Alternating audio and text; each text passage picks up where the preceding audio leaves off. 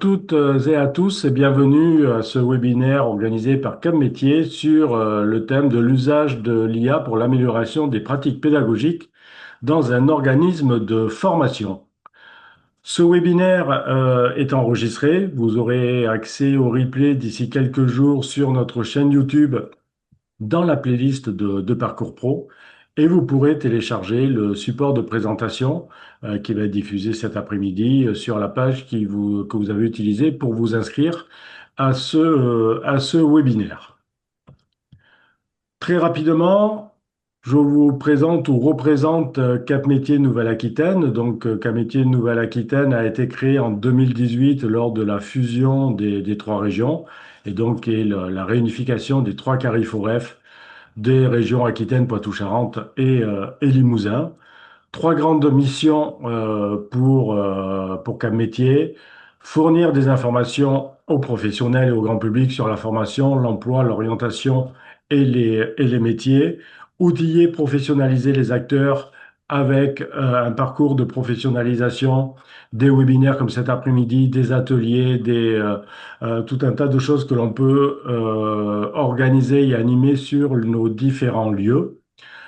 Et puis l'observatoire emploi-formation pour étudier l'impact de la formation sur l'emploi dans les différents bassins voulus. Aujourd'hui, nous allons donc avoir trois intervenants que je vais laisser se présenter rapidement. Donc, Dany Cormier et Stéphane Perret de Indigo Formation, Jean-Luc Peuvrier de Stratis, et puis je serai également accompagné de mon collègue Christophe Croze. Mais je vais laisser tout de suite Dany, si vous voulez vous présenter. Bonjour, donc Danick Cormier, directeur du centre de formation Indigo Formation, qui est une structure coopérative installée à Poitiers. Stéphane Perret, responsable de la formation CIP, conseiller en insertion professionnelle, et la formation FPA, formation professionnelle d'adultes. Je gère également le pôle digitalisation à Indigo Formation. Et puis dernièrement, je suis référent donc IAG. Je viens d'obtenir la certification. Voilà. Merci. Jean-Luc.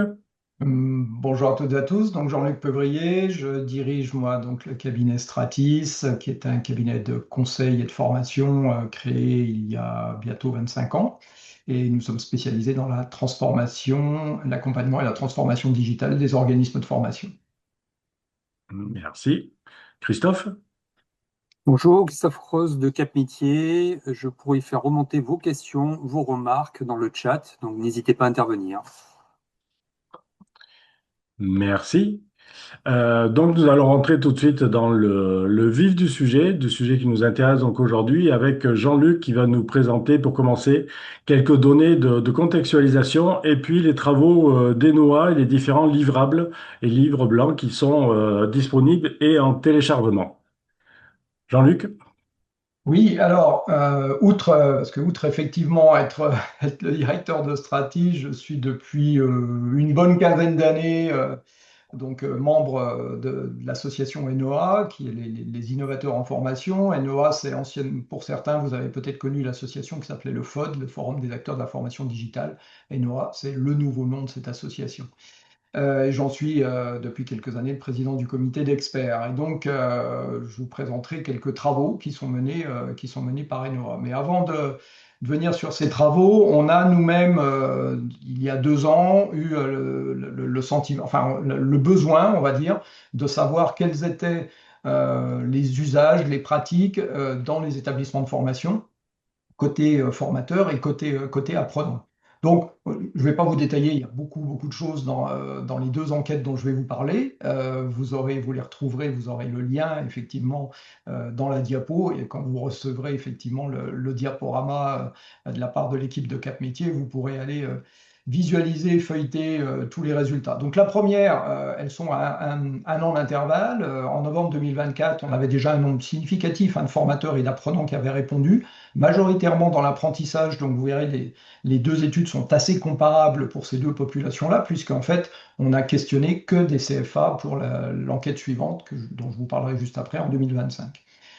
Juste quelques éléments clés, parce qu'il y a des choses qui nous avaient interpellés dès le début, et donc c'est juste là-dessus. Nous, on avait besoin de savoir comment était perçu, comment était utilisé, est-ce qu'il y avait des différences en fonction des niveaux de formation, en fonction de l'âge des enseignants, en fonction de l'âge des apprenants également.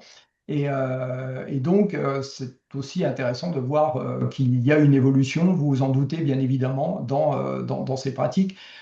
N'importe quel outil numérique, si on avait fait une enquête à 1 an d'intervalle, on n'aurait bien évidemment pas eu ces différences.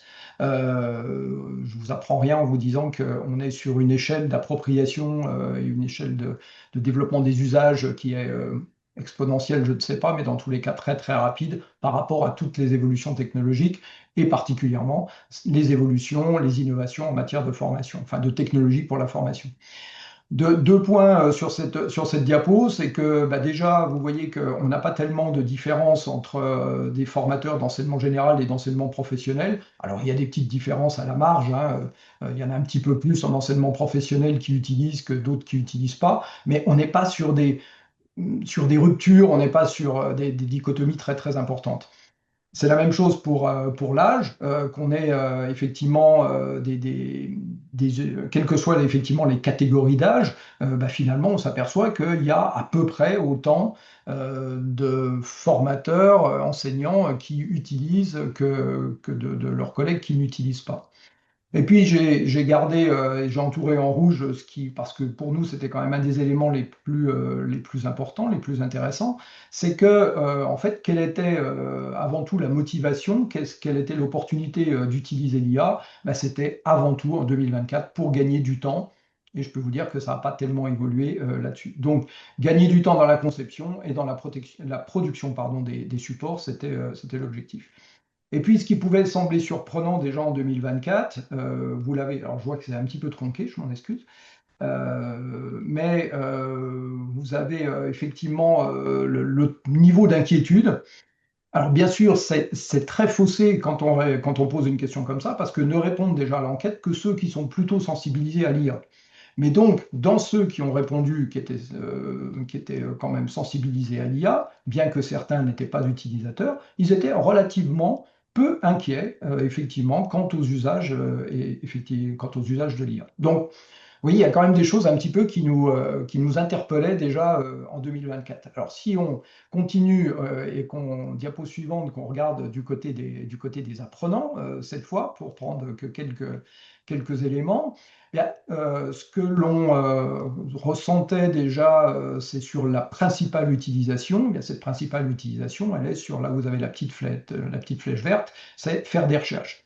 Et notamment, dès 2024, on s'apercevait que le premier moteur de recherche, finalement, le premier outil, on ne va pas dire moteur de recherche justement, mais le premier outil pour faire des recherches, c'était déjà devenu, principalement à l'époque ChatGPT, mais donc un outil d'IA, ce qui n'est pas démenti effectivement aujourd'hui, alors avec en plus un taux d'usage qu'en fonction des instituts de sondage, on estime entre 90 et 95% des apprenants.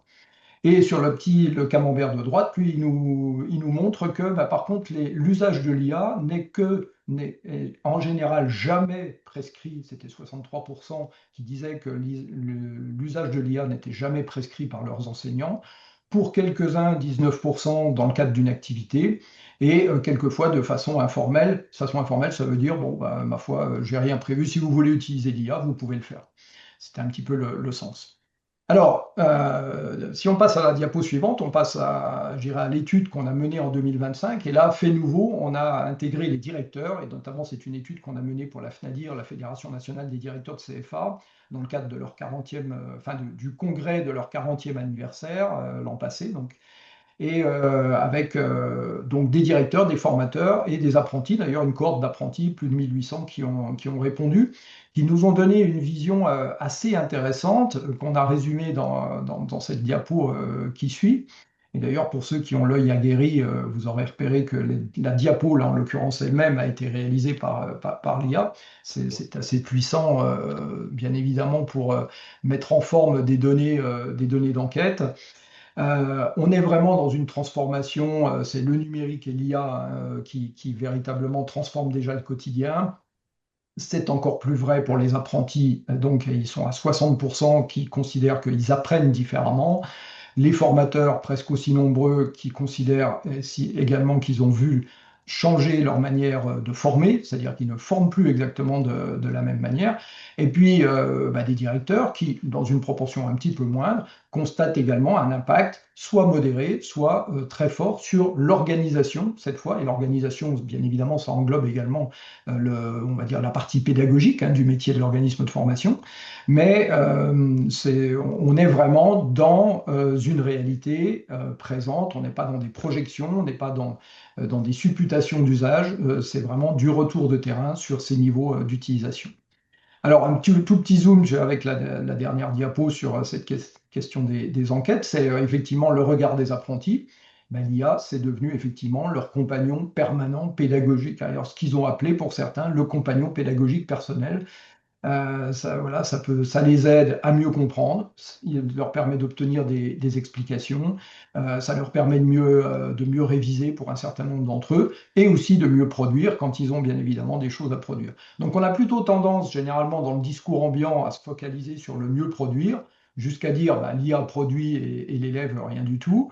Là, en l'occurrence, bien évidemment, c'est mentionné, mais ce n'est pas ce qui est mentionné en premier lieu. Ce que vous voyez là, c'est issu de verbatim.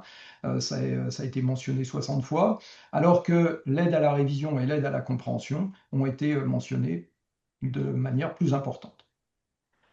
Alors, vous retrouvez tous ces chiffres-là dans les enquêtes que je vous ai mises à disposition en ligne. Parlez maintenant des travaux de l'association ENOA pour vous donner une petite idée peut-être pourquoi pas de l'intérêt de rejoindre effectivement l'association. Donc, ENOA, c'est une association, bien évidemment, qui est plutôt, alors certains diraient un think tank, on n'est pas un syndicat professionnel, mais on est plutôt un organe de réflexion qui a beaucoup travaillé pendant 20 ans sur la reconnaissance de la formation à distance comme étant une modalité de formation à part entière. Donc, était très actif jusqu'à la loi de 2018 qui aujourd'hui en détermine très clairement le cadre, bien que certains essaient de le détricoter aujourd'hui. Mais la loi est là, elle n'a pas été modifiée. Et aujourd'hui, il y a des travaux, bien évidemment, qui portent plutôt sur l'appropriation des outils numériques et comment on les intègre et comment on réalise véritablement le changement, comment on accompagne le changement dans sa structure. Et bien évidemment, depuis plus de 2 ans maintenant, ce sont des travaux sur l'IA, un groupe de travail important avec un cahier d'exercice sur l'évaluation, avec CAPIA, qui est un travail qui a été réalisé par un des membres Trendy pour le compte de l'ARACT Hauts-de-France, également, qui est un outil effectivement permettant de penser la stratégie IA d'un organisme de formation. Des fiches pratiques également que vous avez juste en bas, l'art du prompt, le cadre légal, voilà, ce sont des fiches synthétiques et qui ont vraiment une vocation à être des fiches pratiques utilisables au quotidien.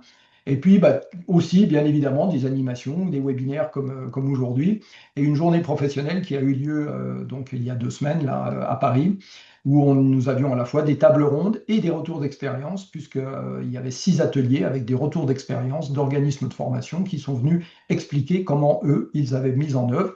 Et ça sera, vous allez la voir là tout de suite en direct, puisque je vais laisser la parole à Danick et à Stéphane pour justement qu'ils nous donnent envie avec leur propre retour d'expérience. Merci Jean-Luc. Merci Jean-Luc. Peut-être juste avant, Christophe, est-ce qu'il y a des questions dans le chat qui sont passées sur cette première partie ou pas encore?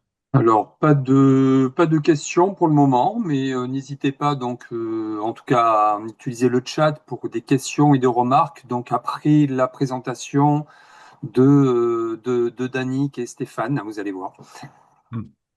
Juste peut-être une question, Jean-Luc. Dans les chiffres tout à l'heure que tu présentais, donc dès que les apprenants en CFA utilisaient l'IA pour mieux apprendre, c'était ce qui ressortait.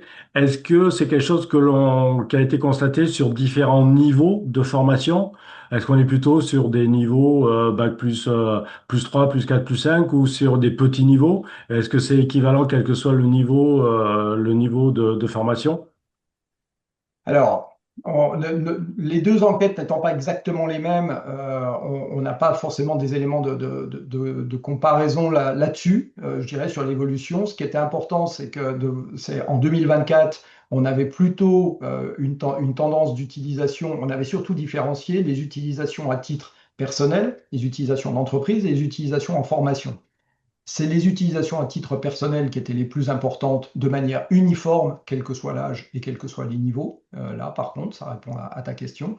Par contre, en formation et en entreprise, on était plutôt sur les niveaux, on va dire, post-bac, hein. D'accord. Ce qui veut dire que en 2024, la question à se poser, c'était comment on accompagne les niveaux infra-bac, alors qu'effectivement, ils ont une utilisation personnelle importante, qui n'est pas forcément la meilleure. Quand je questionne l'IA de TikTok, c'est pas forcément là que je vais avoir les réponses les plus pertinentes ou les moins orientées. Et donc, alors que les entreprises ne favorisent pas ou n'accompagnent pas, et les centres de formation ne le faisaient pas non plus. Donc, il y avait vraiment un focus à faire à cette époque-là sur l'accompagnement, on va dire, des publics post-bac. Merci. Ben maintenant, je vais donc laisser la parole à Danick qui va nous présenter donc pourquoi et comment l'IA a été intégrée au sein de leur organisme d'Indigo Formation.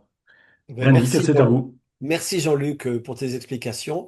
Moi, je vais partir plutôt sur la genèse de pourquoi on est là, pourquoi l'IA, mais pourquoi un organisme de formation comme Indigo s'empare de ce sujet et en fait un cheval de bataille maintenant, en fait une innovation.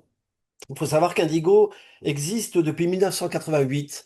C'est pas anodin, même dans cette histoire, puisque ça veut dire que les équipes, même si la plupart ne sont plus là depuis les origines, mais il y a une habitude de l'innovation et de capter l'innovation de manière à pouvoir améliorer, coller à la réalité. Et justement, toute cette histoire d'IA commence, comme pour beaucoup d'entre nous, avec le Covid, on va remonter au Covid, où d'un seul coup, alors est-ce que c'est le Covid qui a apporté les innovations ou le Covid a fait révéler des innovations qui étaient en sommeil? Je ne saurais pas vous le dire, mais on s'est retrouvé au Covid avec, on avait interdiction avec les cahiers des charges de faire du distanciel et d'un seul coup, on s'est retrouvé obligé de faire du distanciel.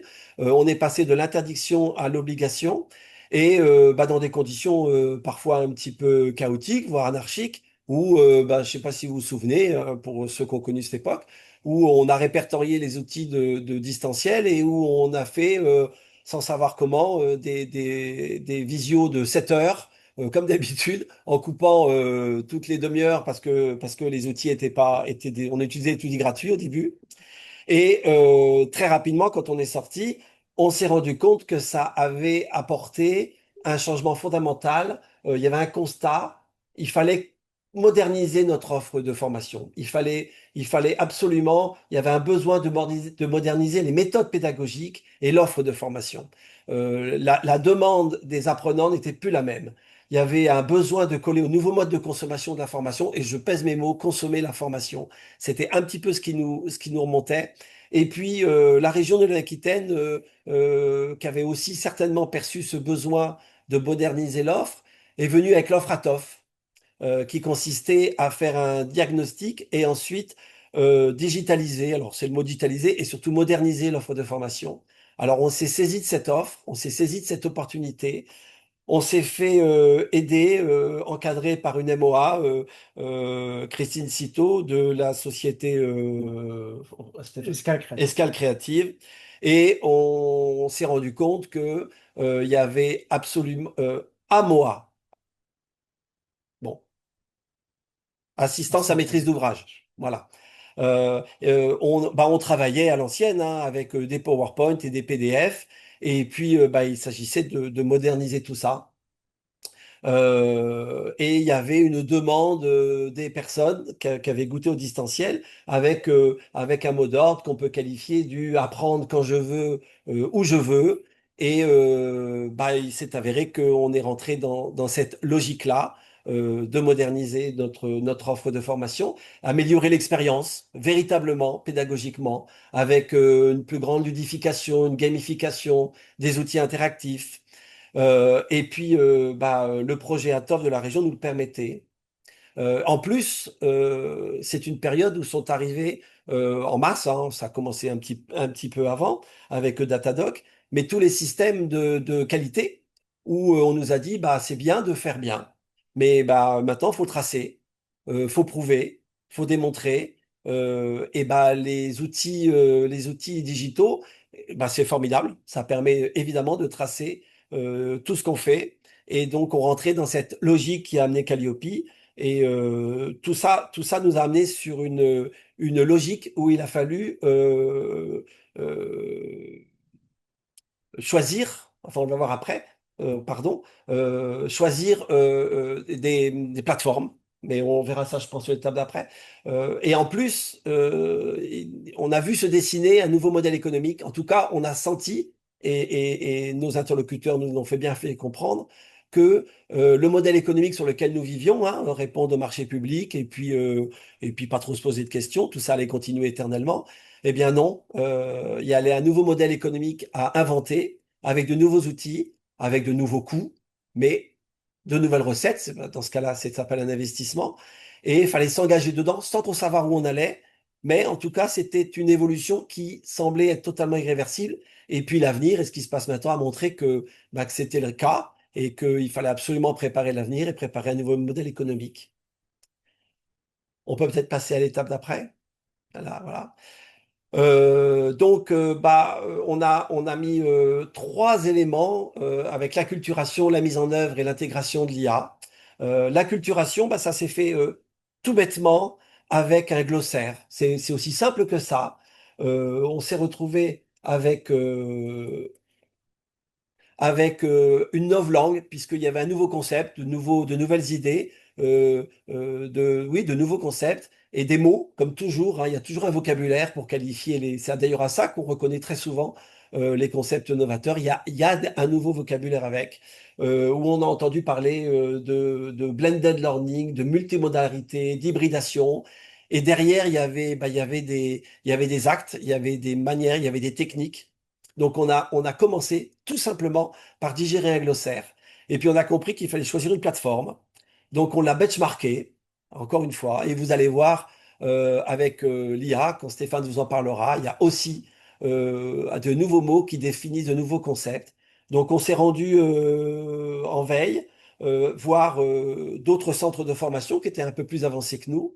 On s'est rendu au salon Learning Technology, où on a découvert tout cet univers et on a rapidement choisi de garder la propriété intellectuelle de tout ce qu'on produisait. Ça nécessitait d'avoir une plateforme open source et pas achetée sur étagère, et ce qui nous permettait d'avoir des contenus extrêmement personnalisés. On a choisi Moodle, alors avec sa complexité, mais ça nous a été on s'est fait accompagner, on se fait toujours accompagner parce qu'on n'est pas des spécialistes, par une agence, Moodle Partner. Et on a commencé par la base, c'est-à-dire à former nos formateurs. Et pas que d'ailleurs, hein, on a même été jusqu'au personnel administratif parce qu'il faut qu'ils comprennent ce qu'on fait. On a choisi 10 ambassadeurs qui eux-mêmes ont formé des formateurs, et puis un référent qui est Stéphane. On a trouvé en interne quelqu'un qui avait une très grande légitimité professionnelle auprès de ses collègues et qui s'est trouvé passionné par tout ça. Donc tout le monde a grandi ensemble. Ça, c'est les années 2023. Et puis, après avoir pensé, mis en place, ben, il a fallu y aller, hein, la mise en œuvre.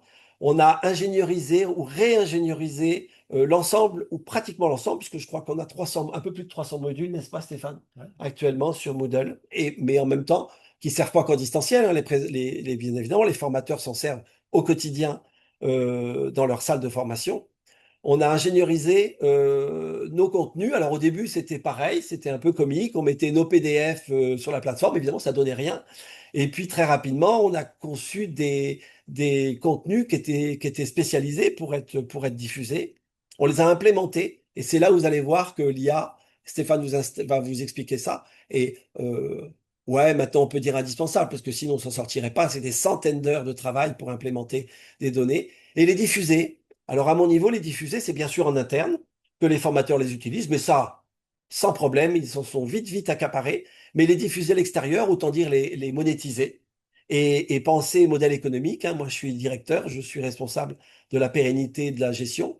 Donc, c'est bien d'investir, mais il faut en faire quelque chose. Faut, pour les spécialistes, passer des comptes en 6 au compte en 7, c'est-à-dire en recettes. Et puis, toujours, hein, je raconte une histoire là. 2022-23, sur le salon, on commence à voir arriver les premières IA. Alors pareil, tout ça se fait dans un joyeux désordre. On vous nous dit, bah voilà, proposez-nous un problème, on va rentrer ça dans la machine et ça va vous sortir un scénario pédagogique. Ça fonctionnait, c'était un peu chaotique, mais ça fonctionnait. Puis bah, maintenant, ça s'est hyper spécialisé. Et puis bah là, on est dans le présent. On dit que oui, c'est vrai. On demande à Stéphane d'être certifié IA, alors avec Stratis là. Donc ça c'est fini. Il a mis combien de mois, Stéphane? Formation de 35 heures, et puis après, ben, chacun à son rythme en fonction des activités pour passer la certification. Et là, Voilà. je l'ai passé il y a 15 jours. Voilà. Et on est parti à former nos équipes. Mais comme toujours les nouveautés, ça part un peu dans tous les sens. Et une bonne partie de la certification IA, j'ai constaté, consistait à mettre un peu d'ordre dans tout ça. On a une charte IA qu'on est en train de finir de mettre au point, qu'on va diffuser et qu'on va essayer de faire respecter. Et, et accompagner les pratiques IA dans les pratiques de nos formateurs. Et on peut dire que l'IA s'inscrit, comme je viens de vous le raconter, dans une évolution cohérente d'amélioration de la qualité de la formation, mais aussi de la transformation du modèle économique. Voilà, je pense que j'ai à peu près bien résumé les choses dans la genèse. Stéphane, tu peux prendre le relais. Très bien, merci. Donc, moi, je vais vous présenter eh bien, comment à Indigo Formation, on a intégré dans nos pratiques pédagogiques l'IA. Puis aussi, je vous parlerai après comment on accompagne les équipes, hein, et puis quelques retours d'apprenants aussi dans l'utilisation de l'IA. Donc, on peut passer à la slide, voilà. Sur la conception d'actions de formation, alors je vais prendre des exemples sur la formation, formation qualifiante, donc CIP et FPA, où j'ai utilisé donc l'IA sur plusieurs registres. Et là, je vous l'ai mis en ingénierie, sur les supports de contenu et sur les activités pédagogiques. Eh bien, en ingénierie, l'IA me permet d'analyser les référentiels, je trouve, de manière plus pertinente et beaucoup plus de manière efficace, notamment sur l'analyse des réacs et sur l'analyse des référentiels de certification pour circonscrire les compétences essentielles à retenir, mais également les contenus pour vraiment aller et amener, accompagner au mieux les apprenants à la certification. Parce que je me suis vu au départ aborder des contenus qui me faisaient plaisir, mais qui parfois pouvaient être un peu décalés par rapport à la certification. L'IA a ce principe rationnel qui est un appui, un soutien. Alors, je ne suis pas ici pour faire la promotion de l'IA. Je sais aussi qu'il faut avoir la maîtrise de l'IA. L'IA, c'est un assistant, mais dans le cadre de l'analyse des référentiels, et comme par la suite, eh bien, c'est un bon assistant, je trouve. Également sur la progression pédagogique, notamment quand on est formateur, eh bien, pour mener une progression pédagogique qui respecte eh bien, la taxonomie de Bloom, c'est très intéressant pour faire monter progressivement les personnes en compétences et être alignées pédagogiquement. Encore une fois, à mes débuts, quand j'étais formateur, l'alignement pédagogique, je la recherchais, mais ça pouvait être compliqué parfois. Et là, je me rends compte qu'avec l'IA, ça me permet de structurer. Quand je dis moi-même, je suis le porte-parole aussi de toute l'équipe. Ça permet vraiment de calibrer les choses et d'être assez rigoureux et structuré. Également, sur les scénarios pédagogiques et les scénarios d'animation, ça permet, je trouve, de pouvoir avoir une diversité de situations d'apprentissage, parce que notamment sur des formations assez longues, des fois, pour se renouveler, c'est pas toujours facile. Et l'IA peut être un bon soutien pour proposer, quand on le prompte, eh bien, des idées d'activités, de renouveler ses méthodes pédagogiques, voilà, pour vraiment rendre la formation pas monotone, mais toujours engageante. Et notamment sur l'écriture aussi, l'écriture des scénarios pédagogiques et des scénarios d'animation, notamment pour Calliope, bah, c'est d'une aide redoutable. Voilà au niveau de l'ingénierie, comment nous utilisons l'IA.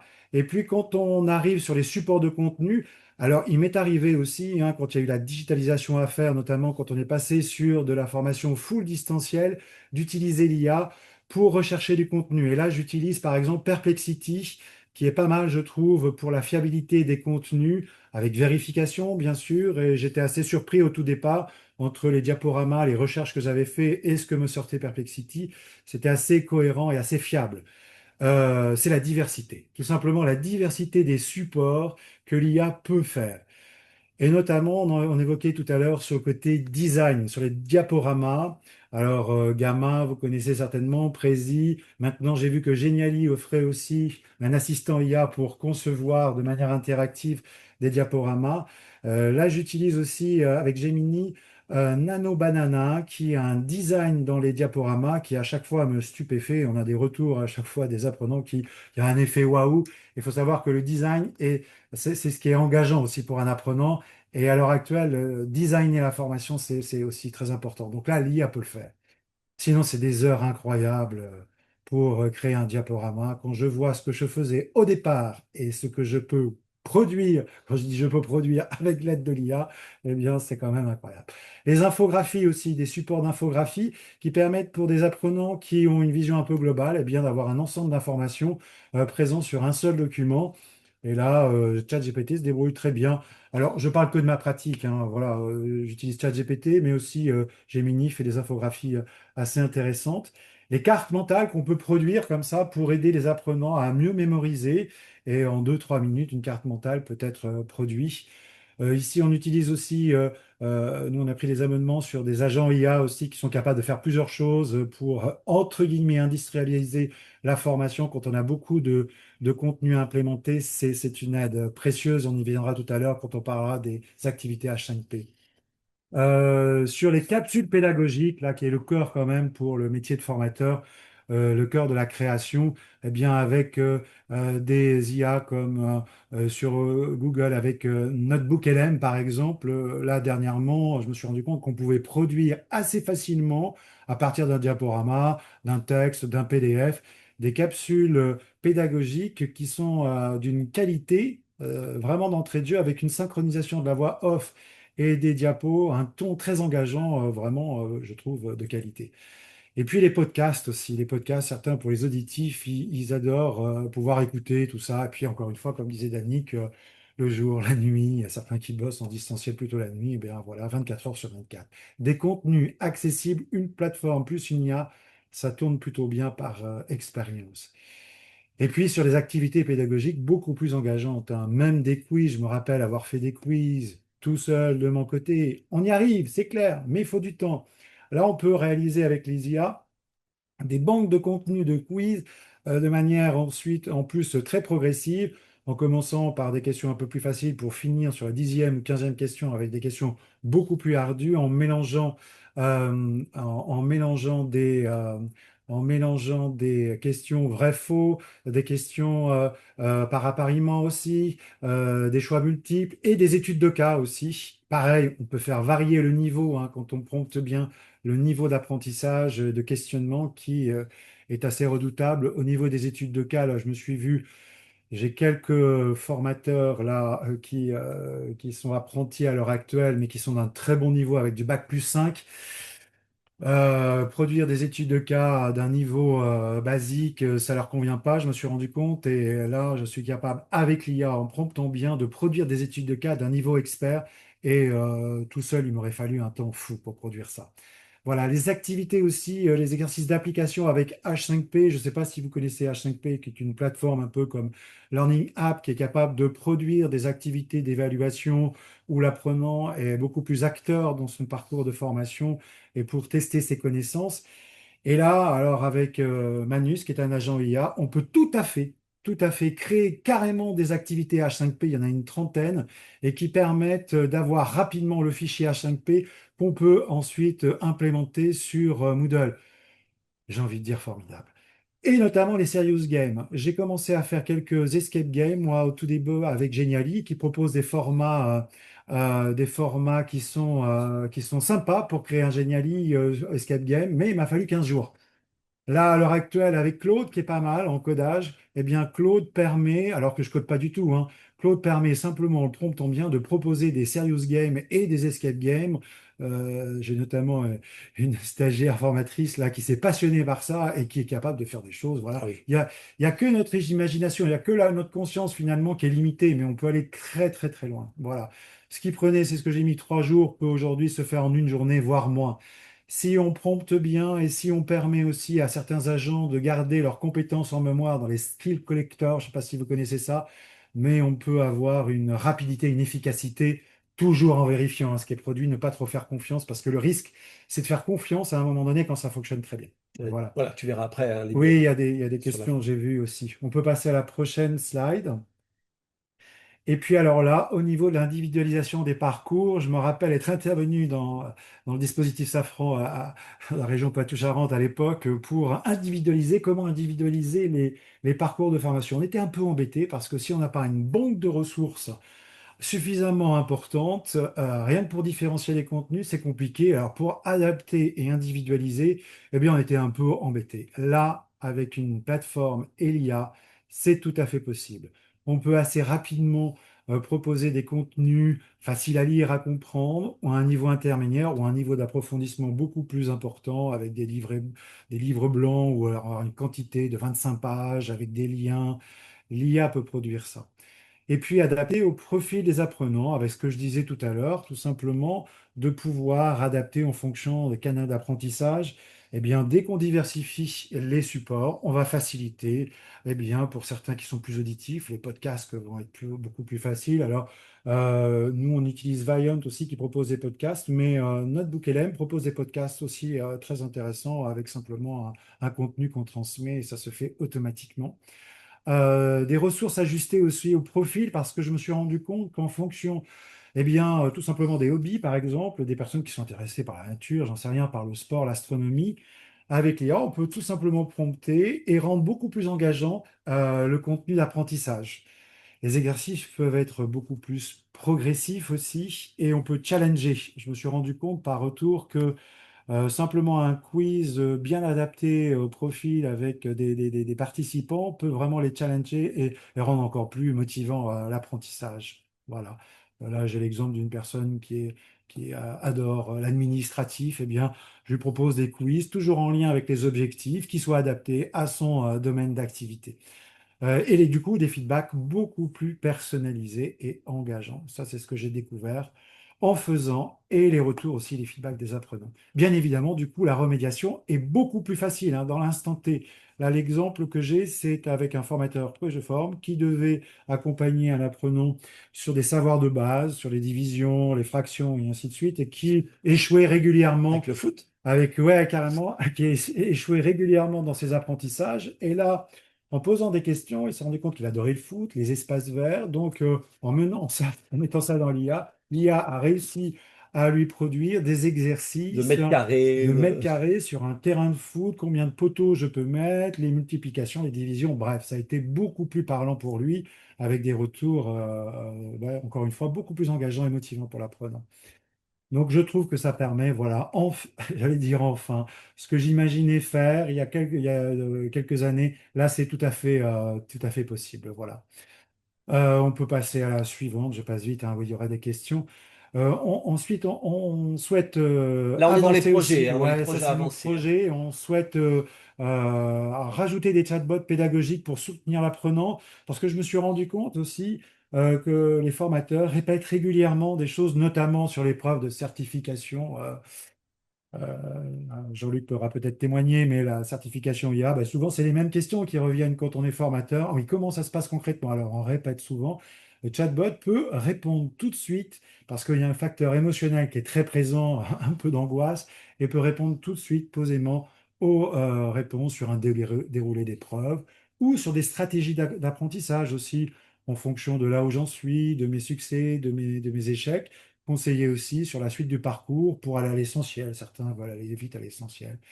Et puis, je me suis rendu compte que, au niveau des simulations, c'était aussi très intéressant. Les chatbots, ChatGPT en premier, mais d'autres, bref, je ne fais pas de la pub hein, pour certains plus que d'autres, mais pouvaient en tout cas pour la formation, alors si je le contextualise à la formation de CIP par exemple, pour mener, entraîner, aux entretiens de premier accueil, aux entretiens de contractualisation, aux entretiens d'accompagnement, mais c'est hyper intéressant. On place le chatbot comme un bénéficiaire, on le prompte bien et on peut permettre aux personnes de s'entraîner 3 fois, 4 fois, tout seul. Et ensuite au formateur d'aller à l'essentiel, de voir, de faire les réajustements. Voilà, donc un apprentissage, encore une fois, quand la personne... Donc ça, c'est un peu nos projets. Et puis, ce que l'on fait aussi, peut-être la prochaine diaporama, slide, pardon, sur l'acculturation. Désormais, on a intégré dans les formations qualifiantes, mais dans tous les parcours de formation, une sensibilisation à l'utilisation de l'IA. Du coup, j'y suis plus sensible avec la formation que j'ai menée de référent IA pour apprendre les usages de l'IA, apprendre aux personnes à déjà démystifier, qu'est-ce que c'est concrètement, voilà, apprendre surtout à prompter, à bien prompter, avec notamment la méthode Craft que vous connaissez certainement, et savoir vérifier et contrôler les productions générées par l'IA parce que sinon, on peut se rendre compte que, eh bien, il peut y avoir une fracture. Déjà qu'il y avait une fracture avec l'électronisme, mais il peut y avoir une fracture avec l'utilisation de l'IA. Nous accueillons, c'est notre cœur d'activité aussi, les publics et les moyens de l'emploi. Et donc là, c'est tous les formateurs, on est vraiment motivés à enseigner, transmettre cet outil parce que ceux qui seront bien l'utiliser pourront avancer. Et ceux qui vont être vraiment mis à l'écart, donc ça fait partie aussi de nos valeurs, mais encore une fois, de manière éthique et responsable. Et on s'est rendu compte, enfin, dans ma pratique, que ça pouvait être très intéressant d'intégrer l'IA dans les stratégies d'apprentissage et de co-construction des parcours de formation. Ça, c'est une découverte assez récente. Je me suis rendu compte, quand je diffusais un diaporama réalisé avec l'IA, ça faut être transparent, faut le dire, eh bien que certains souhaitaient des précisions, un approfondissement. On utilise directement l'IA pour approfondir. Des fois, il y a des productions très intéressantes de l'IA et qui s'intègrent directement avec validation, vérification au parcours de formation. Donc ça a un effet aussi de co-construction qui est assez stimulant, je trouve, pour les apprenants. Voilà. Qu'est-ce que je peux vous dire? Oui, la prochaine slide. Et du coup, ça fera le lien avec l'accompagnement des équipes.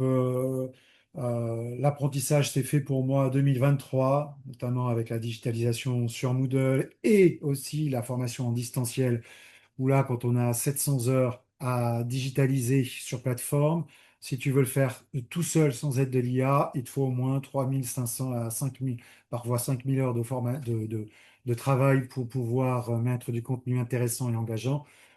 Et donc, du coup, au fur et à mesure, je me suis dit, tiens, ça pourrait être intéressant de compléter et d'enrichir mes compétences dans l'utilisation du IA. Oh, et j'ai découvert qu'il existait une formation donc de référent IAG et que j'ai faite en début d'année. Ça m'a permis d'améliorer la qualité des productions, notamment sur eh bien, l'utilisation des prompts, d'approfondir comment on prompte mieux. Et puis aussi d'apprendre à structurer les usages. Oui, parce que c'était un peu Far West au départ et j'avais pas toutes ces notions-là, notamment du RGPD, de l'IA Act, et donc, du coup, de pouvoir définir avec l'équipe une ligne éthique et pédagogique. Et du coup, la co-construction qu'on est en train de faire, là, qu'on a commencé à faire sur la charte IA, on y viendra tout à l'heure. Et puis, bien évidemment, de faire gagner quelque part en efficacité pour éviter de perdre trop de temps. Moi, je ne veux plus désormais passer trop de temps à positionner un logo sur un slide, une slide, ou à positionner un cadre, fais ça faire. Ça, c'est terminé et grâce à l'IA, merci. Voilà. Donc, et d'utiliser quand même le maître mot ici, l'IA de manière avisée et responsable. Et la formation référent IA aide beaucoup là-dessus. Voilà, Oui, de c'est parce cadrer les que je choses. reprends du Mm. point de vue de mon point de vue, l'IA, l'utilisation de l'IA, parce que dans l'entreprise, on finit par avoir, tout le monde a sa petite IA, tout le monde met des données, tout le monde a sa politique, enfin, pas de politique d'ailleurs, tout le monde a juste un usage, encore une fois. Toutes ces nouveautés arrivent, il n'y a pas de cadrage, et le fait de s'y intéresser devient presque une nécessité, et de manière à mettre tout ça dans un cadre, dans une utilisation une éthique, il y a Act, en l'occurrence, c'est le texte de référence, en tout cas celui que je connais, et une charte, et former nos équipes, et que tout ça parte pas en vrille. Parce que c'est absolument important. Si vous avez tous les formateurs ont leur IA, quasiment tous les stagiaires pratiquement, on finit par être dans un joyeux fatras, mais où on est sûr que rien ne sera respecté. Donc, un des chantiers, ou le chantier principal, c'est mettre tout ça en ordre de marche. C'est ça. Et c'est un peu Tout à le fait. travail de fond qu'on est en train de faire. Voilà, on peut peut-être passer à la prochaine slide pour faire le lien avec justement l'accompagnement avec les équipes, comment on a pu aussi s'approprier l'IA au sein d'Indigo Formation, et puis les retours d'expérience. Donc là, l'accompagnement des équipes s'est fait dans une suite logique en fait avec le projet de digitalisation. Quand on a commencé à digitaliser sur Moodle, très vite, eh bien, l'IA est apparue et on a commencé, bah, tous, comme disait Danick, un peu expérimenter dans son coin. Et on s'est dit, tiens, ça serait intéressant de pouvoir partager nos usages. Et les 10 ambassadeurs digitaux, on s'est retrouvés. Et puis, on a commencé à voir comment prompter, quels sont les résultats, ce qu'on appelle le peer learning Et nous aussi. voilà dans la novlangue, Oui, non, bah, c'est à nouveau. l'apprentissage, c'est les anglicismes, l'apprentissage par pair. Et puis, c'est ce qui permet aussi d'avancer, de gagner du temps. Quand on se rend compte qu'un prompt fonctionne bien sur des formations qui sont un peu récurrentes, eh bien, on peut les conserver. C'est ce que je vous montrerai. Je crois que c'est sur la prochaine slide aussi où j'en parle. Voilà, on a un Padlet ou en référence. On avait déjà constitué des Padlets sur de la veille et ainsi de suite. On a continué là-dessus. On va peut-être passer sur Notion, on verra aussi pour améliorer le travail en équipe. Donc, du coup, capitaliser les usages, voilà, gagner du temps sur les prompts, avec la limite quand même, parce que je trouve que c'est quand même la créativité. Lorsque l'on prompte, c'est là où il y a toute la créativité du formateur. Donc, il faut garder ça, parce que si on utilise déjà des prompts tout faits, super, mais du coup, il faut garder la main. Et je pense que cette connexion à l'IA, cerveau d'IA, j'ai envie de dire, avec cerveau formateur, il faut garder ce dialogue-là et donc de continuer à prompter et s'entraîner à prompter. Validation humaine, on disait aussi, toujours relecture, qualité, responsabilité du formateur. On ne peut pas dire que bah, le PowerPoint que l'on présente créé par l'IA, c'est la faute à l'IA s'il y a des coquilles, quoi. Et puis la veille, bah, du coup, mon rôle aussi, c'est de pouvoir transmettre aussi les nouveautés en termes d'outils, les méthodes aussi qu'on peut utiliser, la réglementation, on vient d'en parler aussi. Avec les outils, voilà, une IA par jour, mais on s'est restreint un peu parce qu'on s'est rendu compte que plus on regarde la diversité des outils qui arrivent, plus il y a une charge cognitive de prise en main des outils. Et des fois, là, on arrive quand même avec des IA génératives que l'on connaît, plus des agents IA, eh bien, qui sont très très polyvalents et sur des formules payantes qui permettent ensuite d'utiliser d'autres plateformes, enfin d'autres logiciels pour créer des diaporamas, du design, des vidéos, des capsules. Et donc ça suffit largement des fois. Voilà. Ne Et, pas noyer les équipes sur une diversité d'outils parce que ça peut effrayer, en tout cas par expérience. et quand on parle de la veille, j'ai un chapitre que j'ai pas abordé tout à l'heure à la fin de mon intervention, qui est fondamental. C'est qu'il faut absolument, si certains veulent se lancer dans ce genre d'aventure, que les directions soient fortement impliquées auprès des équipes, auprès des chargés de projet, parce que si les directions, c'est pas les directions, c'est pas moi en l'occurrence, ni mes collègues qui soient dans l'opérationnel toujours, mais dans un orchestre, s'il n'y a pas de chef d'orchestre, ça va pas. S'il n'est pas engagé, s'il ne croit pas au projet, ça peut pas le faire. Et il y a quelqu'un comme Stéphane a besoin parfois d'arbitrage, parfois de recadrage, voilà, parfois de budget. Et si vous n'avez pas une direction qui est au niveau de la veille totalement impliquée, mais qui justement continue d'accompagner, parce que c'est facile de lancer ça et puis un passionné va partir, partir, partir, et puis on ne pourra plus le rattraper.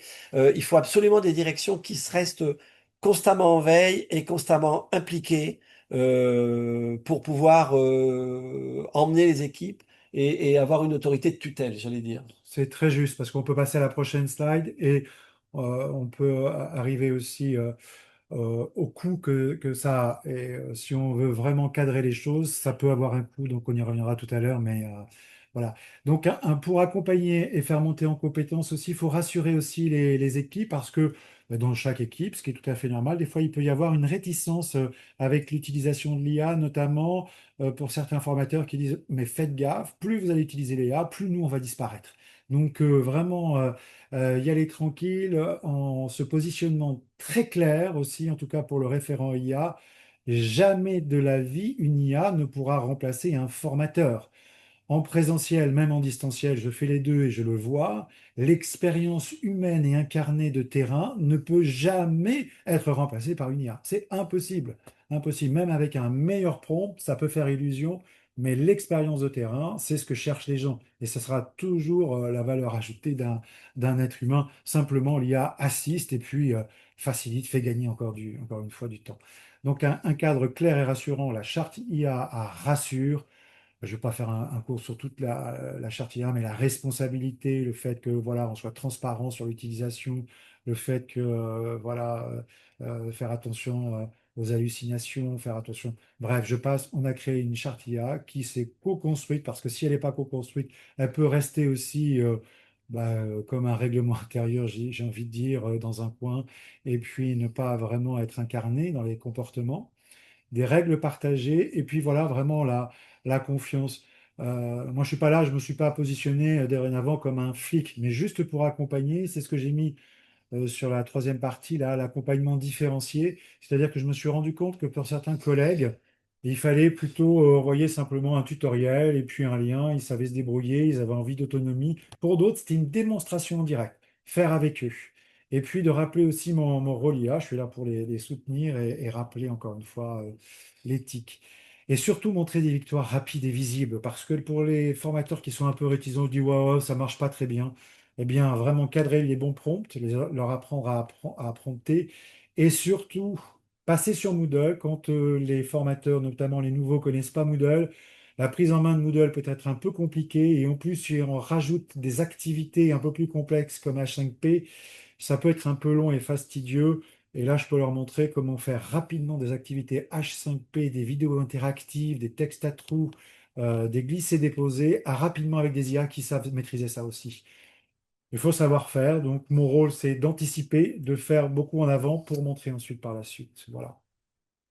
Et quand on voit que ça peut aller très vite, après, il y a des effets waouh. Il y a des personnes, bah, là, je l'ai montré dernièrement à des collègues qui sont restés pas à la traîne. C'est pas ça que je veux dire, mais qui sont un peu déconnectés parce que c'est pas leur cœur de leur métier. Ils sont plutôt sur l'accompagnement humain, de l'insertion. Et quand ils ont vu le travail fourni, bah, il y a quand même un effet waouh en disant, voilà, on ne pouvait pas imaginer qu'on pouvait arriver à un tel produit à la fin. Voilà, je parle peut-être beaucoup. Et juste sur le retour Bon. d'expérience.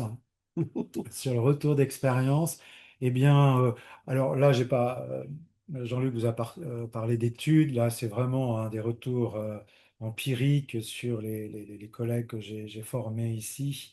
Eh bien, tout d'abord, la clarté, la lisibilité, le design. À chaque fois, j'ai fait waouh, qu'est-ce que c'est beau! Bah, ça donne envie. Le design de la formation, ça donne envie. L'IA est capable de le faire. Et surtout, la diversité des formats. Des fois, je me suis rendu compte qu'un diaporama ne suffisait pas. Hop, on peut en créer une infographie supplémentaire et assez rapidement. Et ça, c'est bien, je l'ai déjà dit. La qualité des activités sont beaucoup plus engageantes. Et je trouve encore une fois que l'alignement pédagogique entre les séquences et les séances, eh bien, c'est plus en ligne directe. Voilà, j'ai envie de dire, c'est peut-être ma conclusion, que l'IA est au service de la compétence, d'aller vraiment au service de la compétence. Et ça, c'est pas mal. Et personnalisé. Donc, je trouve qu'il y a plus d'efficacité, moi, pour ma part en tout cas, je trouve, hein, dans l'acquisition pas que des savoirs, mais aussi des savoir-faire. Et ça permet aussi aux apprenants de renforcer leur capacité dès pas les premiers mois, mais dès qu'ils ont bien pris en main l'IA, et ben, de pouvoir être dans cette démarche eutagogique où ils apprennent tout seuls, où ils sont capables de prompter, d'utiliser l'IA pour avancer dans leur propre parcours. Et ça, je trouve ça, les retours hein, de Magali, justement, pour apprendre à réviser, c'est ce qu'on voyait les résultats de l'étude tout à l'heure, hein. C'est pour apprendre en fait, c'est pas pour tricher. Et d'ailleurs, souvent, j'ai vu quand même une espèce de conscience professionnelle de stagiaires qui me disent, non, non, mais moi je vais d'abord écrire, après je vais faire reformuler. Très juste. Mais je veux d'abord le faire, parce que sinon, s'il y a une dépossession de l'écriture, en tout cas de l'idée, quand il y a des supports, des productions, des dossiers techniques à rédiger. Voilà. Donc, avant tout, c'est pour la compréhension et l'apprentissage. Et puis, ça leur libère la créativité. Créativité avec Floriane. J'ai cité Floriane, je crois qu'elle est là aussi dans l'auditoire. Floriane qui a découvert comment sa créativité pouvait, avec l'IA, notamment Claude, eh bien, permettre de créer des escape games, voilà, des serious games. Super. Et donc, souvent, ce qui se passe, c'est que l'apprenant dépasse le formateur à un moment donné. C'est-à-dire que dans la conception, la créativité, Il ne faut Voilà. pas avoir peur de ça. Il ne faut pas avoir peur de ça pour la posture du formateur. Là, il est vraiment le facilitateur et l'accès. Genre, on peut intégrer même l'IA comme un compagnon de route en chatbot aussi. Voilà, la dernière slide, c'était pour peut-être parler de ce que ça a apporté, bah, gain de temps, qualité, structuration, nouveau format engageant, accessibilité. J'ai toujours accessibilité renforcée, c'est clair. Et les limites, toujours faire attention Le pire, en tout cas que j'ai vécu moi, c'est de faire trop confiance. Parce que parfois, quand c'est bien calibré, quand les prompts, quand l'IA nous connaît bien, eh bien, la production est de qualité. Une fois, deux fois, trois fois, le risque, c'est de ne pas vérifier la quatrième fois. Et là, il peut y avoir des erreurs. Il peut y avoir des erreurs. Les pieds pédagogiques aussi, ce que je me suis rendu compte, c'est que le niveau, ça n'empêchera pas que le formateur doit avoir un niveau d'expertise presque supérieur, j'ai envie de dire, à l'IA, parce que sinon, ces biais pédagogiques à lui, plus les biais pédagogiques de l'IA, peuvent vraiment écarter et puis arriver sur des dérives. Respect du RGPD, puis la transparence sur l'utilisation de l'IA, encore une fois, dire clairement que tout a été produit par l'IA, mais contrôler, vérifier, et voilà. Et faire attention à la dépendance possible de l'IA. Moi, je Alia. suis à l'IA, pardon. Je suis tombé dedans et je me suis rendu compte faire attention à ces questions qui arrivent à chaque fois à la fin d'un pompe d'une production. Est-ce que vous souhaitez que je vous propose ça en plus? Est-ce que vous souhaitez que je te propose ça en plus? Attention à ça, la dépendance, parce que ça peut coûter très cher.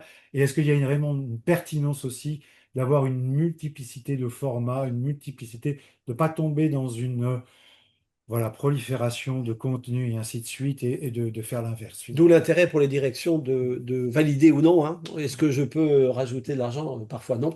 Oui, Et, et des fois j'ai sollicité la direction, je veux plus de tokens parce qu'il faut que je produise un peu plus, j'ai les idées, j'aimerais faire ça, voilà. Yannick me cadre un peu. Voilà. Donc je dirais avant tout, l'IA pour moi c'est au service de la compétence. Alors c'est pas, ça n'enlève pas du tout la place du formateur, mais ça va vraiment l'assister et l'accompagner pour gagner en compétences, je trouve. En tout cas, c'est une expérience de terrain, ça vaut ce que ça. Voilà. voilà notre expérience. Merci Danick, merci Stéphane pour ce témoignage très, très riche et très, très intéressant. Christophe, j'ai vu qu'il y avait pas Alors, mal de questions qui étaient passées dans la oui, discussion. oui, oui, oui. Alors, donc voilà, ça permet d'attendre pour vous répondre et reprendre différents messages.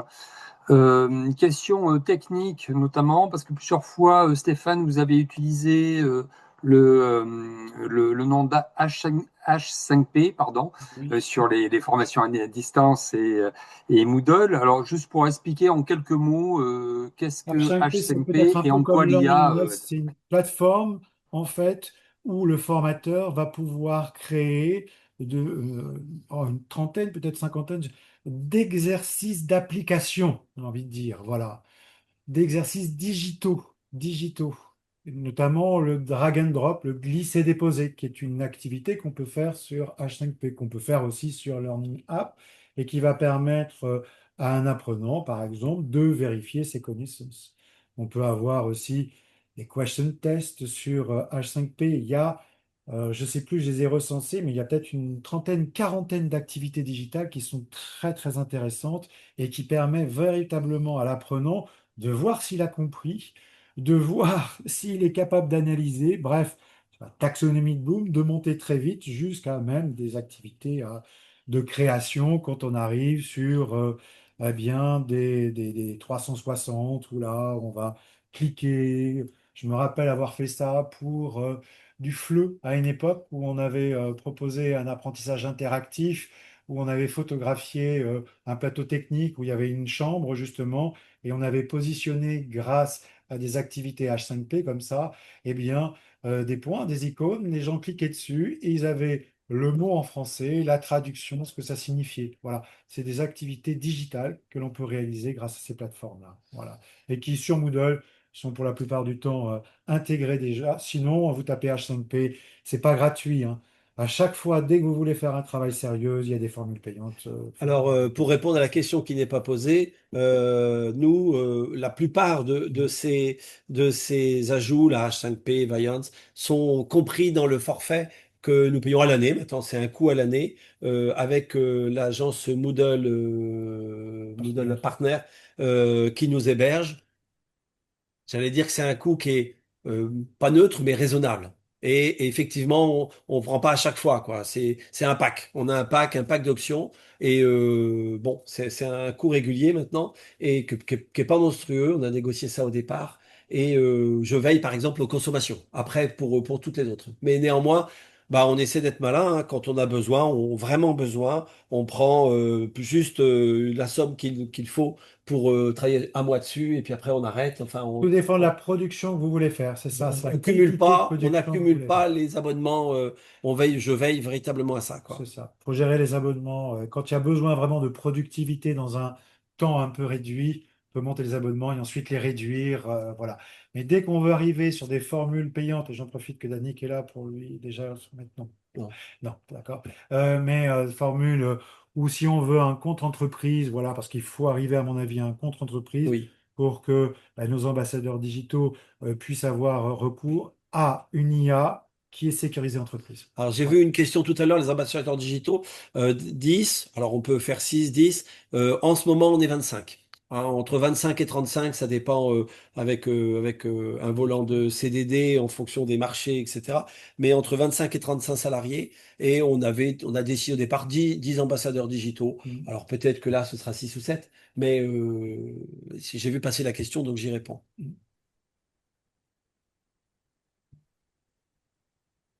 Oui, pardon. Jean-Luc, je crois que tu voulais apporter une précision, donc, sur la...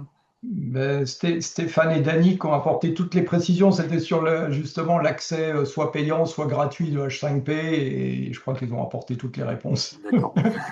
à ça. Alors, Donc tout est dit là-dessus. Voilà. La sur, plupart du temps, on profite du maximum du non payant, et puis on va chercher, on va choisir de choisir une consommation exactement dans le besoin, quoi. Il me dit, moi j'ai besoin de 50 euros, 60 euros. Ok, on y va pas, t'essaies de faire autrement. Voilà, on pilote.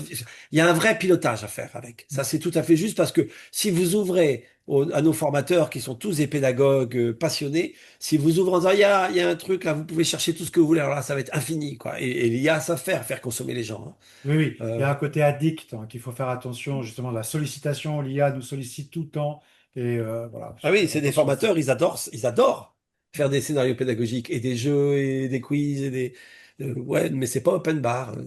Mais ça, c'est mon job à moi de réguler les voilà, choses. ça, effectivement, ouais, ça oblige, c'est des parties des questions aussi, de réflexion, en tout cas, et de stratégie sur les types d'outils à employer et à payer, bien sûr, hein, sur l'année. Enfin, Euh, sur Je peux, l'IA, effectivement. tu permets, Oui, Christophe, oui, bien sûr. justement, parce que ça, c'est juste faire par rapport au dernier point qui est dépendance possible. J'ai vu qu'il y avait eu des réactions dans le chat et je me permets de rebondir, parce que c'était le but aussi qu'on ait un peu d'interaction entre nous sur ce que vient de dire Danick, parce que c'est une question et je voudrais pas qu'on nous traite d'IA optimiste à tout prix. Il y a effectivement, et on voit bien, il y a une rubrique limite hein, que Danick et Stéphane ont prévue. Et effectivement, dans la dépendance, au-delà de l'usage, il y a effectivement aujourd'hui un modèle, et il faut être complètement lucide par rapport à ça, le modèle économique aujourd'hui des dispensateurs, enfin des offreurs en fait d'IA, d'IA générative en l'occurrence, mais pas que, qui sont basés sur des modèles soit gratuits, soit avec des coûts qui sont effectivement très faibles, ne sont absolument pas maîtrisés. Aujourd'hui, s'il y a bien une chose qu'on ne maîtrise pas, c'est à quel prix nous les vendrons demain. Et on a déjà eu le cas avec Anthropic, hein, qui a effectivement fait varier les prix de ses produits, mais il n'est pas le seul, hein. Et si nous, on l'a vu déjà sur 6 mois, ne serait-ce que pour la formation référent, on a fait 3 sessions sur le même produit, on retrouvait même plus les mêmes modes de commercialisation avec des tarifs différents.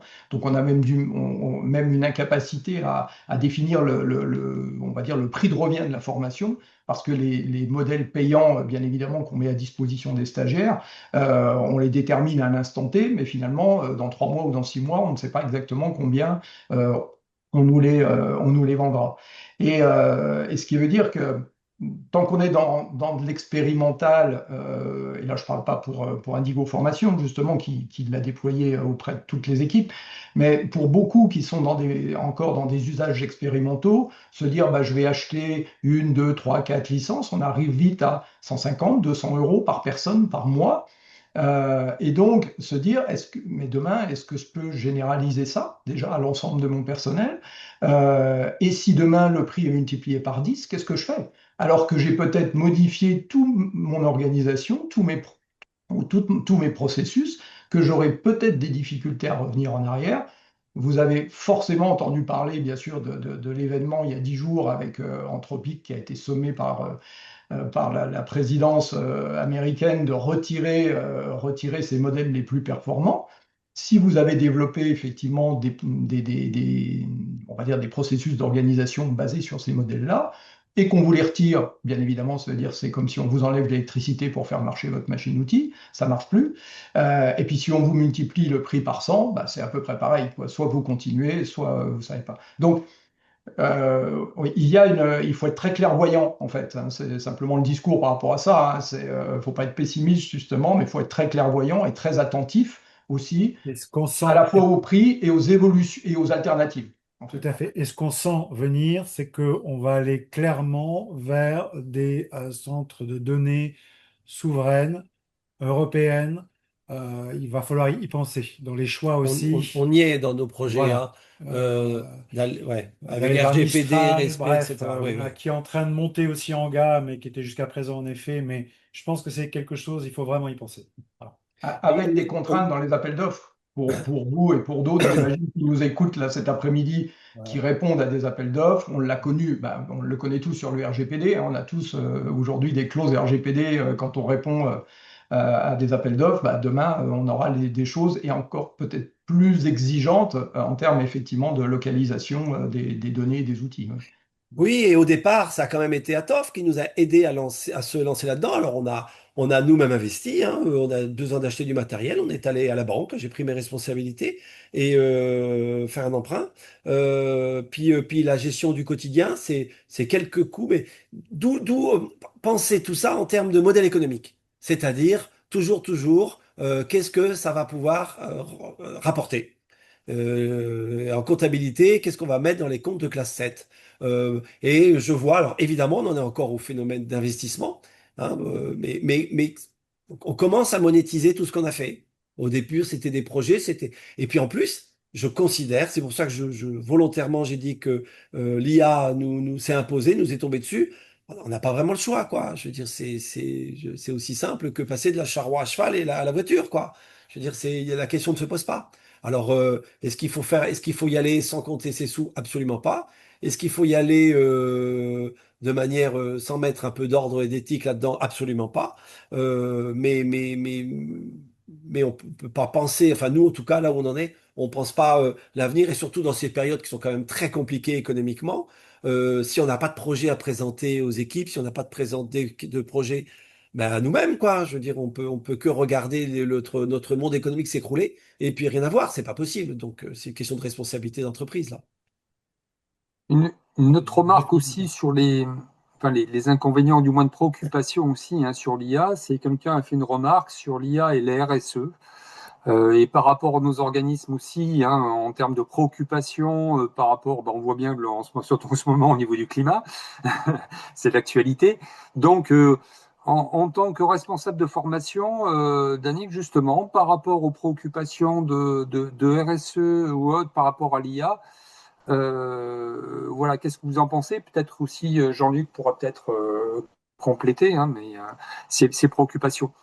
Eh bien, tu as raison, mais il faut intégrer tout ça dans la réflexion RSE et on reparler jusqu'à nos délégués du personnel, d'où la notion de charte, essayer de d'aligner tout ça et d'en faire quelque chose de cohérent, mais c'est tout à fait juste. Alors dire que tout est fait, mais non, tout reste à faire, tout reste à penser, mais dire que c'est une préoccupation qu'on a, oui, très certainement. Concrètement, moi, je le vis avec les équipes et aussi avec les apprenants. On les sensibilise là-dessus pour la sobriété numérique. C'est très simple. Quand j'ouvre l'ordinateur, que je vais utiliser une IA, quelle intention j'ai? Et de questionner la personne là-dessus, quelle intention j'ai? Dans le prompt que je vais faire, pourquoi je le fais, qu'est-ce que je vais faire? Donc, si j'ai pas déjà la compétence à calibrer sur du craft, par exemple, on va bouffer de l'énergie. On va bouffer de l'énergie. Il va y avoir une itération, deuxième itération, troisième itération, et au bout du compte, pas vraiment ce que veut la personne. Donc ça, on avait assisté à un webinaire sur la notion d'éthique incarnée. L'éthique incarnée est très intéressante comme concept à appliquer au quotidien pour que justement, quand je prends en main une IA, je me dis dans ma tête deux itérations, trois maximum. Il y a de ça dans le RSE. Oui, Jean-Luc. Oui, ce qui est important, je pense qu'il y a un certain nombre d'entre nous ici qui ont fait par exemple la fresque du numérique. Fresque du numérique, elle a cet avantage de mettre en évidence effectivement un certain nombre de choses. Et quand on l'a fait, d'ailleurs, tout nous semble évident, alors que finalement, ce sont des choses auxquelles, si on ne l'avait pas fait, on n'y aurait pas forcément pensé. Avec l'IA, c'est un peu la même chose, c'est-à-dire que, comme vient de le dire Stéphane, il faut les utilisateurs, il faut les sensibiliser, leur expliquer effectivement les impacts que ça a, hein, savoir quand même que Google a augmenté de 50% ses émissions de gaz à effet de serre, Microsoft de 25%, donc ils ont très clairement dit qu'ils respecteraient jamais leurs engagements. C'était pas possible. Mais si on fait prendre conscience avec notamment des possibilités de savoir quel est l'impact, je fais une requête avec tel IA plutôt que tel autre, et quel est l'impact effectivement que j'ai en termes de consommation d'eau, d'impact carbone, etc. Ça, c'est très intéressant. Et puisque que je sais qu'Indigo Formation travaille avec e-Learning Touch comme Moodle Partner. Ils ont une version, alors je ne sais pas si elle est déjà sortie, mais je sais que je l'ai vue il n'y a pas très longtemps, une version où l'utilisation de l'IA qu'ils ont intégrée dans leur Moodle, il y a un petit compteur qui permet de voir effectivement quel est le niveau d'utilisation et l'impact justement que cela a. Alors on peut déterminer hein, qu'est-ce qui est le plus important, l'effet sur la planète, la consommation d'eau, la consommation d'électricité, etc. Donc on peut avoir des choix ou des choix financiers également. Parce qu'effectivement, l'IA n'a rien de gratuit, on consomme des tokens. Le token aujourd'hui, ça vaut 3 fois rien. Et c'est ce que je disais tout à l'heure, il peut valoir beaucoup plus demain. Donc connaître sa consommation, c'est déjà un premier pas vers effectivement une prise de conscience RSE. Oui, merci. Et Merci Jean-Luc. alors, une autre intervention, hein, par rapport, pour rester juste sur les inconvénients, enfin, du moins la préoccupation au niveau des IA, c'est quelqu'un fait un commentaire pour dire mes collègues, comment rassurer mes collègues qui disent qu'avec l'IA, on ne réfléchit plus. Et voilà, ça renvoie aussi peut-être le temps passé aussi par rapport à l'IA et comment l'utiliser. Peut-être si vous voulez rebondir par rapport à ça, Stéphane. Oui, tout à fait. C'est très juste que si on finit par ne faire que cliquer toute la journée, parce que ça peut être le risque, hein. Cliquer, je prompte, je clique, je prends un je télécharge, je remets un clic, je relance, je prompte, je clique. Ça peut être un peu dévastateur à un moment donné. Donc ça nécessite que le formateur continue à être clair et avoir un niveau d'expertise qui soit toujours là. Il ne faut pas que la compétence baisse. Et pour pas que la compétence baisse, moi, ma pratique quotidienne, c'est que je peux conversationner. Alors, c'est vrai que peut-être que j'utilise un peu trop là, mais c'est juste ma pratique en me posant des questions. Pour moi, l'expertise continue à se mener dans la questiologie. C'est presque une science, la questiologie. Toujours, tiens, et si je peux faire ça, comment je peux le faire? Pourquoi je peux le faire? Est-ce que c'est intéressant?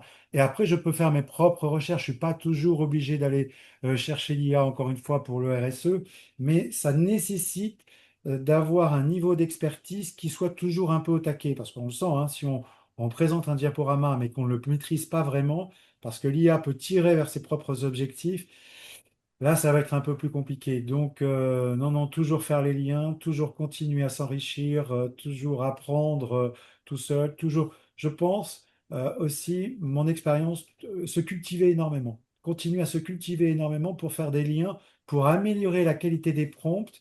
Et plus on se cultive, plus la qualité des prompts s'améliore, même pour des métiers comme l'information et ainsi de suite. Et du coup, ça parle encore mieux, la qualité de la production est derrière. Donc, ça nécessite de continuer à travailler. J'ai envie de dire, plus il y a de l'IA, plus il y a du travail quelque part sur un autre registre, qui n'est plus la production technique, mais la production métacognition. Métacognition, savoir, connaissance, et ainsi de suite. Oui, Voilà. je crois que Stéphane a raison. Il y a un changement de registre. Il y a un changement de registre intellectuel. Et quand il disait, quand on a préparé là, même d'autres, il dit, j'ai plus envie de m'embêter à regarder la taille des caractères. Enfin, il veut plus de ça. Ça se fait. Mais pour autant, le contenu, la réflexion, comment on présente les choses, comment on découpe les choses. On a eu une véritable réflexion. Ouais. Comment on va faire la présentation? Comment on va, Est-ce que ça nous convient? Des fois, ça ne est-ce convient pas que toujours. voilà, Donc, voilà. comment on fait la genèse des choses, comment on peut faire comprendre comment on en est arrivé là. Là, il y a une véritable réflexion, mais la manière de fabriquer le PowerPoint, le point, le truc, non, non. Sur une activité H5P qui peut prendre une bonne journée, hein, pour certaines activités, quand on ne les maîtrise pas et que ça peut prendre une journée, une bonne IA, des agents IA peuvent, quand c'est bien prompté, résoudre le problème en 5 minutes, 2 minutes.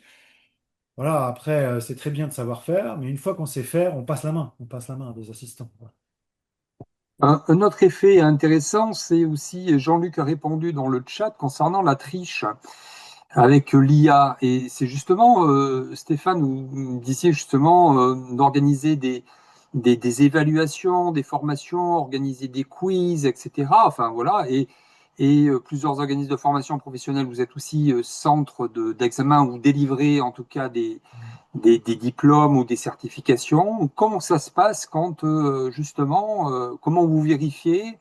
Et est-ce que le rôle du formateur ne change pas par rapport aussi en termes d'évaluation avec l'utilisation de l'IA par le public? Comment ça se passe? Donc, ça se passe assez facilement. Assez facilement. Juste une conversation, juste un questionnement à l'oral en présentiel ou en classe virtuelle, et tout est dit, tout est fait. Tout ce qui va être produit par des écrits, on peut toujours se dire, tiens, et on le sent assez rapidement quand la formulation est parfaite, quand c'est nickel, tu dis, tiens, c'est utilisé.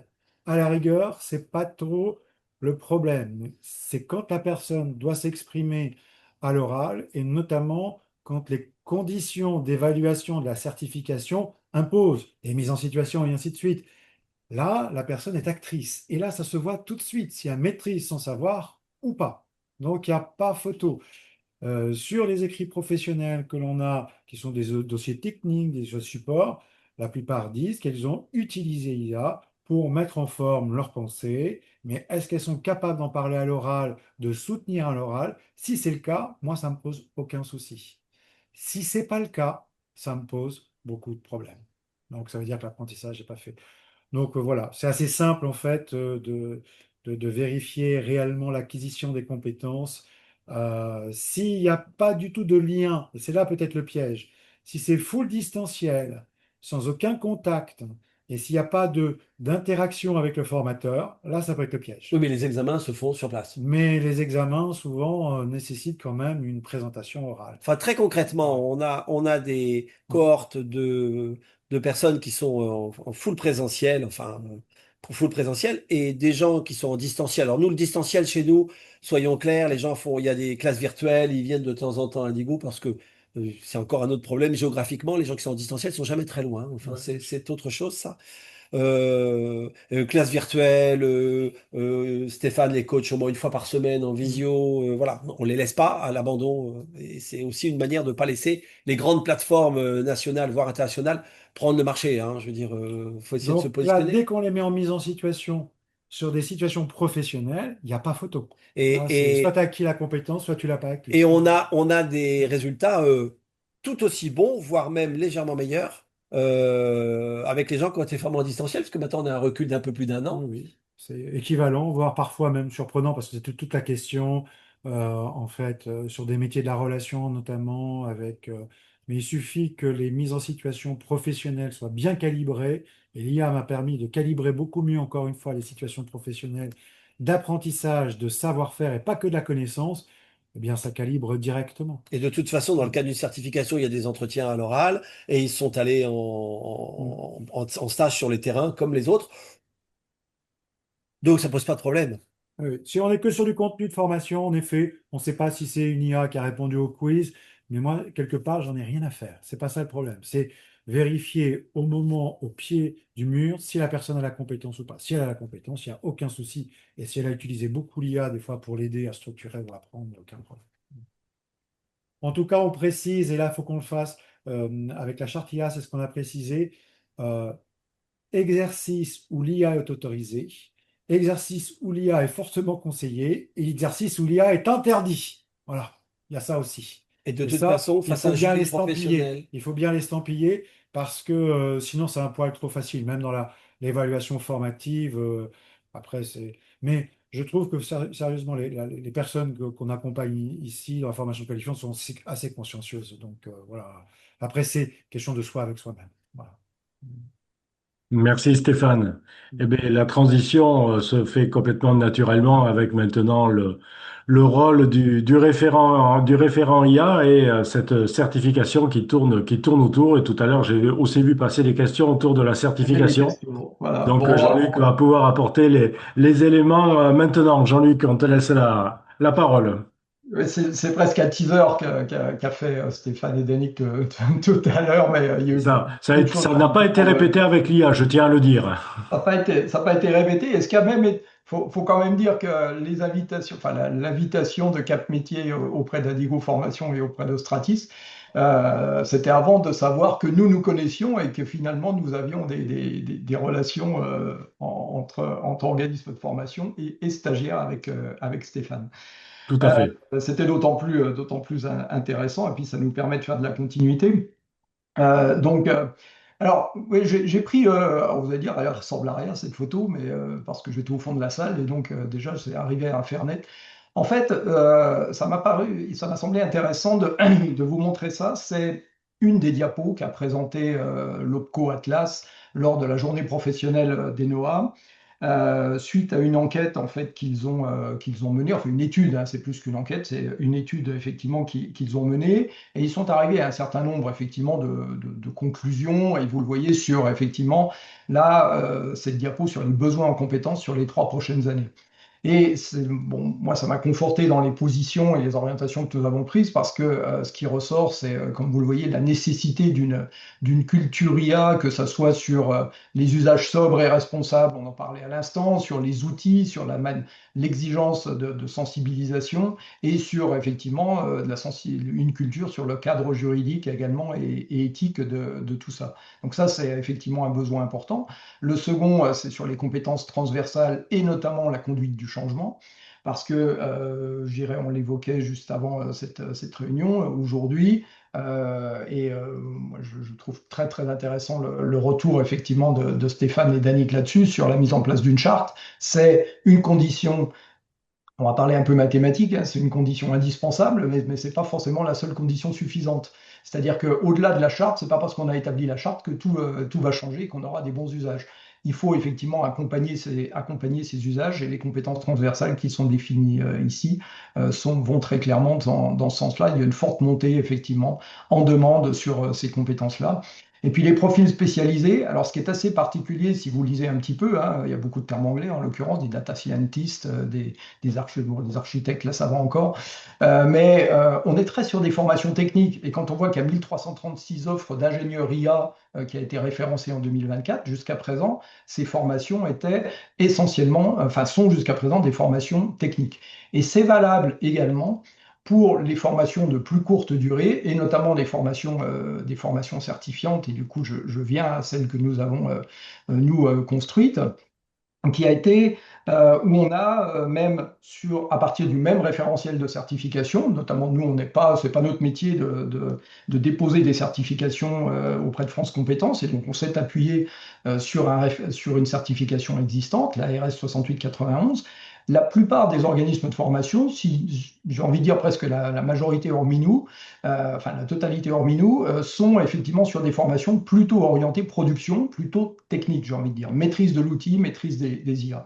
Alors bien évidemment, ça fait partie du référentiel, donc on répond, et je pense que Stéphane l'a démontré dans son discours tout à l'heure, il y a une maîtrise effectivement qu'il avait déjà avant et qu'il a continué d'acquérir à travers effectivement cette formation, donc maîtrise des outils et de la manière dont on les utilise, mais également on voulait que nous, cette formation, elle apporte quelque chose de plus en fait à l'entreprise et particulièrement aux organismes de formation. Alors nous, on intervient de longue date auprès de Cap Métiers sur des formations à la multimodalité. Depuis 2 ans, sur effectivement une formation qui doit s'appeler Intégrer l'IA dans ses pratiques pédagogiques. Mais là, on est vraiment dans l'usage, hein, là au niveau appliqué à la pédagogie, mais comment on identifie, on mobilise des IAG pour produire tout ce que Stéphane vous a expliqué tout à l'heure. Mais nous, dès 2023, donc assez tôt, en fait, on s'est posé la question avec nos collègues au sein d'ENOA, enfin ma collègue notamment Sabrina Dougados, qui est avocate et responsable du pôle formation professionnelle du cabinet d'avocats Littler France, de se dire, mais de toute façon, l'outil de formation en France ne suffira pas pour acculturer, sensibiliser et former toute la population, et notamment tous les salariés, compte tenu des exigences, en l'occurrence de l'IA Act. Il va falloir effectivement qu'il y ait des personnes qui soient en capacité de démultiplier au sein des organisations, et notamment des organismes de formation, qui sont des structures qu'on connaît bien. Et puis, c'est pas le tout de faire une action de sensibilisation. Nous, on en a fait plein depuis 2023. On fait une grand-messe, on met 100 personnes dans un amphi, on leur explique ce que c'est que l'IA, tous les bienfaits que ça peut avoir, et puis ça y est, on se dit, ils sont sensibilisés à l'IA, on a fait notre job. C'est pas ça qui va changer les pratiques et c'est pas ça qui va accompagner effectivement dans le temps, sachant que vous le savez tous, il y a une évolution qui est très rapide sur effectivement ces technologies-là. Donc, il faut avoir encore plus que sur les référents ou les chefs de projet digital learning qu'on trouve de plus en plus dans les organismes de formation, il faut vraiment avoir des gens de terrain qui soient là en permanence. Et nous, on a imaginé effectivement, en s'appuyant sur le référentiel dont je vous parlais tout à l'heure, une compétence supplémentaire de manière à faire des référents en organisme de formation, des gens qui soient effectivement en capacité, et on peut passer à la diapo qui suit si tu veux, voilà. Donc il y a en vert, ce sont les 5 compétences pardon, du référentiel lui-même. Et nous, on a souhaité ajouter cette 6e brique, cette 6e compétence, qui est la spécificité du référent IA générative. Cette personne, elle doit être effectivement quelqu'un, elle a un rôle pivot entre la direction, donc auprès de la direction, auprès des formateurs, auprès des personnels, ce qu'on appelle nous personnel support, hein, fonction administrative, commerciale en l'occurrence, des responsables de la vie associative, quelquefois aussi, ou de la vie scolaire. Mais également auprès des apprenants. C'est-à-dire qu'aujourd'hui, les grands oubliés dans la plupart des organismes de formation, ce sont les apprenants, qu'ils soient stagiaires de la formation professionnelle, qu'ils soient élèves ou qu'ils soient apprentis. Peu aujourd'hui de structures ont mis en place des parcours d'accompagnement. Et c'est une des missions que peut avoir, c'est une des missions qu'on peut confier aux référents, parce qu'il va être effectivement cette interface. Bien évidemment, il y a le côté éthique, il y a la charte d'utilisation et il y a l'accompagnement des usages. Et l'accompagnement des usages, ça passe déjà par l'évaluation. Qu'est-ce que l'on a mis en place? Comment la charte est respectée? Comment elle est comprise? Comment elle est utilisée? Comment elle est respectée?